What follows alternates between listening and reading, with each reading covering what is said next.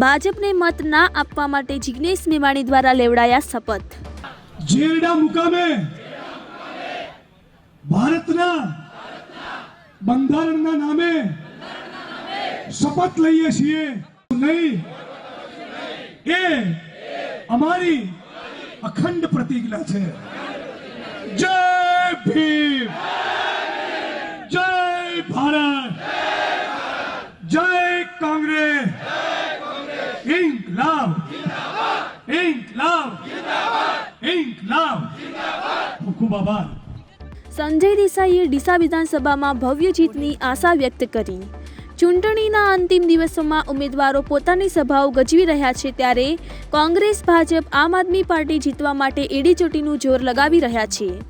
ડીસા વિધાનસભામાં કોંગ્રેસના ઉમેદવાર સંજય દેસાઈની જેરડા ખાતે સભામાં જિગ્નેશ મેવાણી દ્વારા ભાજપને મત ના આપવા માટે મોટી સંખ્યામાં લોકોને શપથ લેવડાવ્યા। ડીસા વિધાનસભામાં અપક્ષ ભાજપ, કોંગ્રેસ અને આમ આદમીના ઉમેદવારો જીતના દાવા કરી રહ્યા છે, ત્યારે ડીસાના પૂર્વ ધારાસભ્યના પુત્ર સંજય દેસાઈની જનસભામાં મોટી સંખ્યામાં લોકો ઉમટ્યા હતા। ત્યારે જિગ્નેશ મેવાણીએ કહ્યું હતું, કોંગ્રેસની સરકાર બનવા જઈ રહી છે, ત્યારે આવો આપણે સૌ સાથે મળી પ્રતિજ્ઞા લઈએ કે વધુમાં વધુ મતદાન થાય અને એક પણ મત ભાજપને ના આપવા માટે ઉપસ્થિત તમામ મતદારો પાસે શપથ લેવામાં આવ્યા। ત્યારે સંજય દેસાઈ દ્વારા પણ જીતની આશા વ્યક્ત કરવામાં આવી હતી। રિપોર્ટર રાજ ગજ્જર, બનાસકાંઠા।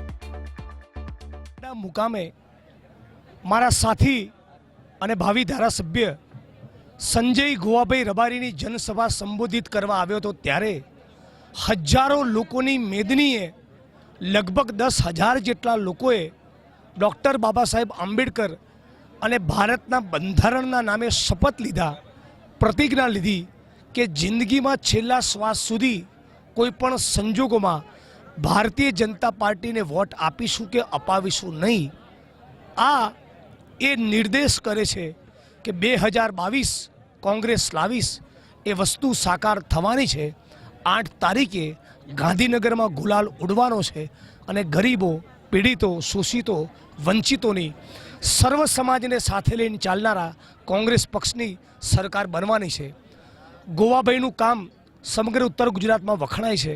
આવનારા દિવસોમાં સંજયભાઈની કારકિર્દી પણ એવી ઉજ્જવળ બને એવી આશા અને અપેક્ષા સાથે એમને શુભેચ્છા પાઠવવા અહીં ઉપસ્થિત રહ્યો, એનો ખૂબ આનંદ છે। મારા વિધાનસભા વડગામમાં, ધાનેરામાં, ડીસામાં, થરાદમાં, ઉત્તર ગુજરાતના 24 તાલુકાઓ ભારત સરકારના નીતિ આયોગના રિપોર્ટ મુજબ 2040 સુધીમાં 80 કરોડને પીવાના પાણીનો પ્રશ્ન થશે અને ઉત્તર ગુજરાતના 24 તાલુકામાં ભૂગર્ભ જળ ઉલેચીને 1200-1500 ફૂટે આપણે પહોંચાડી દીધું છે। તમામ બંધ પડેલા કૂવા અને બોરવેલ રિચાર્જ થાય, નર્મદાની કેનાલોનું નેટવર્ક એને ખેંચીને મુક્તેશ્વર ડેમ અને છેક અંતરિયાળ ગામો સુધી લઈ જવામાં આવે, એ સમયની માંગ છે। 27 વર્ષમાં ભારતીય જનતા પાર્ટીએ ના કર્યું, પણ ડંકાની ચોટ ઉપર ડીસા અને વડગામને, સમગ્ર ઉત્તર ગુજરાતને વચન આપીએ છીએ કે કોંગ્રેસ પાર્ટીની સરકાર બનાવીશું અને ઉત્તર ગુજરાતમાં ઠેર ઠેર પાણી લાવીશું। આશીર્વાદ સભા યોજવામાં આવી હતી। માન્ય જિગ્નેશભાઈ મેવાણી સાહેબના રૂબરૂમાં સર્વે સમાજના મિત્રોએ આજે શપથ લીધી છે। અહીંયા ખેડૂતોને પાણીનો પ્રશ્ન, યુવાનો બેરોજગારના પ્રશ્નથી કંટાળી અને આજે શપથ લઈ અને આવનારા સમયમાં કોંગ્રેસની સરકાર બનાવવાની સૌએ શપથ લઈને આશીર્વાદ આપ્યા છે। ચોક્કસ અમારા ગુજરાતમાં કોંગ્રેસની સરકાર બનવા જઈ રહી છે અને અહીંયા આપ સૌએ જોયું છે લોકોના આશીર્વાદ મળી રહ્યા છે અને ચોક્કસ 100% અમે જીતીશું।